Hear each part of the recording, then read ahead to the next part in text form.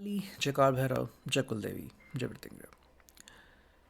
तो सुबह सुबह की उनकी दिल की बातें। हम कर रहे रीडिंग, हमारे सामने है टैरो। ठीक है, लगा तो हम ओरेकल भी ले लेंगे। तो चलो करते हैं रीडिंग की शुरुआत। हम चुनेंगे कुछ कार्ड्स उनके लिए और कुछ कार्ड्स आपके लिए भी। ठीक है, लेट्स सी कि हमें उनके लिए क्या कार्ड्स मिलते हैं।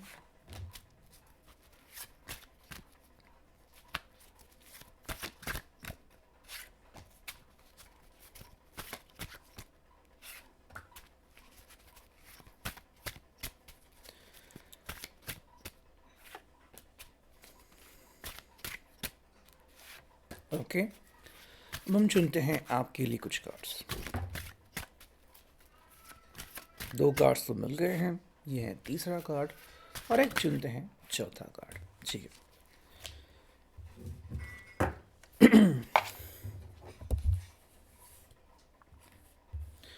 देखो शुरुआत जो हो चुकी है वो है 8 ऑक्टोबर से। Cancer, Scorpio, Pisces. जी, या फिर मैं इसको ऐसे रखता। ओके, चलो।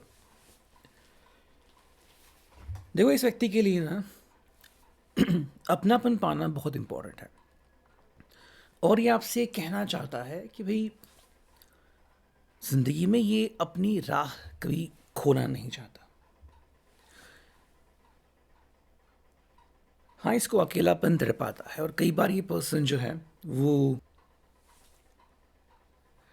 अकेलेपन के चपेट में आ जाता है। ठीक है, तो देखो इनके हिसाब से जो सोल्यूशन है वो बहुत सिंपल है। आप भी अगर इनकी ये हकीकत जान लो कि ये पर्सन ऐसा क्यों है, आखिर किस वजह से ऐसा बन गया, तो इनके लिए काफ़ी फ़ायदा हो जाएगा। ठीक है, देखो ये जानबूझ के ऐसा नहीं करते, लेकिन कई बार अ, ये खुद को ही चोट पहुंचाते हैं या फिर खुद को ही दोष देते हैं, एंड खुद के ही इर्द गिर्द इनकी सोच चलती रहती है। बेसिकली ये किसी भी तरीके से आपको दोष नहीं देना चाहते, तो खुद ब खुद अपने ऊपर ही ये सारे दोष लगा लेते हैं। ठीक है, अच्छा, हमारे मन में एक बात आ सकती है कि क्या इस पर्सन को लगता नहीं कि इस पर्सन ने आपके साथ कम बैक करना चाहिए या फिर आपके साथ बातें करनी चाहिए? तो जवाब है हाँ। देखो घूम फिर के वही सवाल आता है, और ये पर्सन कहते हैं कि भाई मेरे पास कोई और सोल्यूशन नहीं है। ठीक है, चाहे ये आपको रियल लाइफ में मैनिफेस्ट करे, मतलब आपसे रियल लाइफ में बात करे ना करे, लेकिन दिल से तो ये आपके बारे में सोचते रहते हैं। सपने भी आपके बारे में आते हैं, और फिर क्या होता है ना कि चाहे ये कितनी भी कोशिश करे सच्चाई से भागने की, ये वापस उसी मोड़ पे, उसी मंजिल के पास आके रुकते हैं।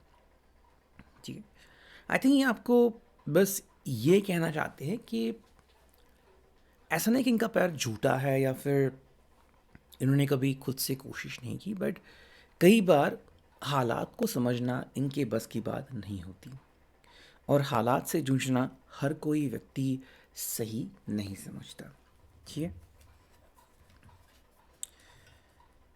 देखो इनका कहना है कि भाई कई बार ऐसा होता है कि हम हालात के साथ साथ अपने भी जो लोग हैं उनके साथ लड़ पड़ते हैं। तो अगर आपको लगा कि ये पर्सन किसी और ही कारण से आपसे बात कर रहा था और बात बिगड़ गई, तो ऐसा नहीं कि ये पर्सन जानबूझ के ये सब कर रहा था, ये बस हो गया। जी, आई थिंक आपको कहना चाहते हैं कि आजकल उनकी दुनिया में सब तरफ ऐसा ही हो रहा है। ठीक है, जहाँ पे भी ये जाए वहाँ पे सब यही हो रहा है, और इससे इनके दिल को बिल्कुल भी चैन नहीं मिल रहा। अगर आपको लग रहा है कि ये पर्सन इस हालात से बाहर निकलेगा सही सलामत, तो काफ़ी बढ़िया बात होगी। वरना ये तो कह कि भाई ये तो अब मेरे लिए रोज़ का हो चुका है। ठीक है, मैं खुद ही खुद से लड़ता हूँ, खुद ही बाकी लोगों से लड़ता हूँ, और इससे कोई सोल्यूशन, कोई समाधान नहीं मिलता।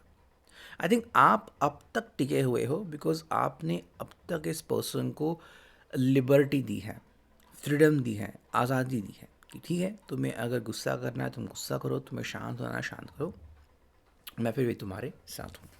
ठीक है। देखो ये पर्सन ना अपने आप में बदलाव चाहता है और बदलाव के साथ ठहराव भी चाहता है। ठीक है। तो ऐसा नहीं कि इस पर्सन को लगता नहीं कि ये ज़िंदगी में कुछ बदल कर नहीं सकता, बस कई बार ये होने वाले बदलाव से खुद अनभिज्ञ होता है। ठीक है।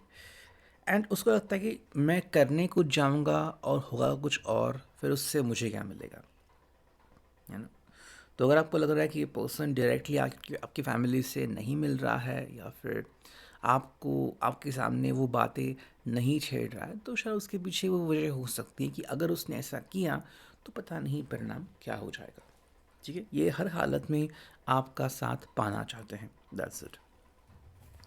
अगर हम बात करते हैं यहाँ पे द मैजिशियन, देखो इनके हिसाब से ये संभावनाएं रखते हैं। अगर समय आ जाए तो वो सब संभावनाएं बटोर सकते हैं और एकदम से कोई ना कोई बदलाव वो ज़िंदगी में ला सकते हैं। ठीक है।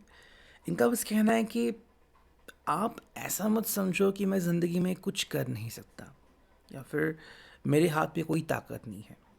ठीक है। बस मैं चाहता हूँ कि तुम मुझे सपोर्ट करना जारी रखो, या फिर कम से कम मेरे ऊपर विश्वास रखना जारी रखो। देखो अगर अब तक इन्होंने कुछ किया नहीं है तो इसका मतलब ये नहीं कि वो कुछ कर नहीं सकते, बस सिंपल उन्होंने सोचा था कि शायद अभी उस चीज़ की ज़रूरत नहीं है। ठीक है। अगर आप इनसे कुछ उम्मीद मानते हो तो ये वो उम्मीद को तोड़ना नहीं चाहते। ये सिंपल कह रही है, अगर मैंने कुछ वादा किया है भूतकाल में ही, मैं उस वादे को निभाऊंगा। ठीक है। मे बी वो आपके सामने अपना पक्ष सही तरीके से रखना चाहते हैं कि देखो ये है मेरी ज़िंदगी, और ये है जो मैं सोच रहा हूँ या फिर जिससे मैं गुजर रहा हूँ। तो वो सिंपल चाहता है कि भाई आप इस बात को भी समझे।